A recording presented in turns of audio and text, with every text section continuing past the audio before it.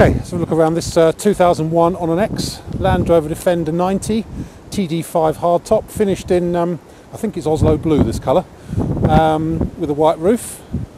What's this one got on it? Set of modular rims and a mixture of General Grabbers and BF Goodrich tyres on it. Size wise, like 265s. Quite see. Sorry, 235 85 R16s. Tyres on it. It's got a checker plate on the wing tops, the modesty covers. Mud flaps front and rear. It's also got a rear light guard on it, not a pair. Tow pack with electrics, tailgate mounted spare wheel. Inside it's got dog guard, radio CD. Is it radio CD or radio cassette? I'm not sure. Stereo, let's say. And on the roof, the normal leaky old sunroof has been taken out. It has been used for lamping, this one, so it's had a sort of a rotatable lamp on the roof. The sunroof has been taken out, alloy sheet put across inside, and the upper surface has been covered in what looks like sort of bitumen felt, the stuff you do roofs with, so at least it's not going to leak. Obviously if you want to put a lamp back in it, it goes in that centre bit there, or the lock could be taken off and the original sunroof put back in. We've got the original sunroof in the back, but it will leak, as the sunroofs on these always do, so personally I'll leave it as it is. Let's walk around and pick out some good bits and bad bits. It has been used for a bit of off-roading and green laning. The history's impeccable on it, but it has seen a sort of little bit of life. Paintwork on it looks to be, I think, 100% original in fairness. There's one or two minor dinks and donks on it and scratches. Around the front end, the bonnet is quite heavily scratched. Lots and lots of little scratches. Some bigger ones along here and down here. There's lots of little scratches around the back end of the bonnet. I don't really know why. Probably because someone's knelt on it to do the roof, I guess. That's about all I can think of.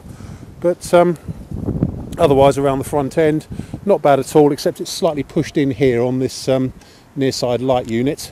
And there is the consequent dent on the front of the near side front wing and down here, which it looks like someone has tried to push it out a bit.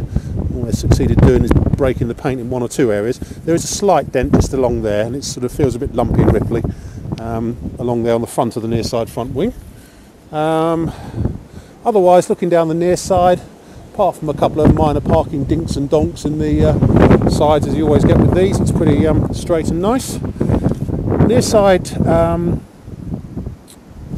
scuttle corner is first class, nothing wrong with that at all. That's very good. The screen hinge, as always, has lost a fair amount of its paint. Looks like someone's tried to repaint that, possibly the screen hinge, but without success. Never any point in doing it, really. And the roof is nice and undented. A-post is all good. Near side door, a couple of scratches up here on the barrel side, and a couple of minor dinks and donks in the barrel side, and some dents and scuffs. There's a bigger scuff just down there on the back of the near side door. Lots of hedge scuffs as well on the near side from its green laning.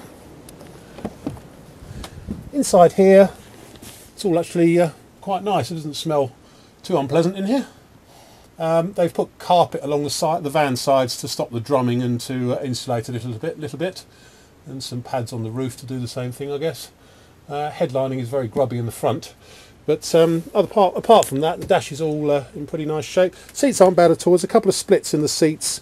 There's a split in the passenger base just there, a split in the backrest which is showing the metal just there, and I think the same on the there's a split on the inner backrest on the driver's seat in the same place, just where it's showing the metal. The middle seat, however, is fine, apart from it has split up here around the top of the frame. But it's a proper easy clean interior. Doors and what have you all feel splendid. Tiny bit of movement with the bottom hinge pin there, but no more than that. Looking underneath it, the chassis on that side looks really rather good. Near side van side, a couple of marks and scuffs on it here and there, and scratches along here, some big vertical scratches down there. But near side rear wing is okay. Little look inside there, it all looks very nice and clean inside in there as well. Oh, too old for that. Around the tail end, cross member all looks good. In fact, that cross member looks like it's relatively new by the look of it. Could be wrong, but it looks pretty good. Good around the back here, there's very little electrolytic reaction. Oh, it's also got a swing away spare wheel carrier. Didn't spot that before, which is quite nice to have. Inside here in the back, just a few sort of grubby marks and stuff like that, but standard sort of, you know, load carrying Land Rover basically. And in that bag is the original sunroof. Tailgate frame, spot on, no problem with that at all. It's all good up the sides as well, and it shuts cleanly without blowing, so that's all good.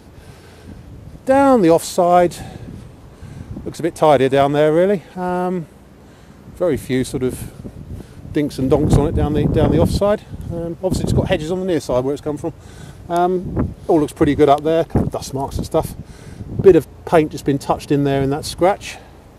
Couple of scratches along the barrel side here, and a couple of deeper scratches down here on the back of the offside rear wing. The offside eyebrow has lost a fair bit of its black covering along here and down there.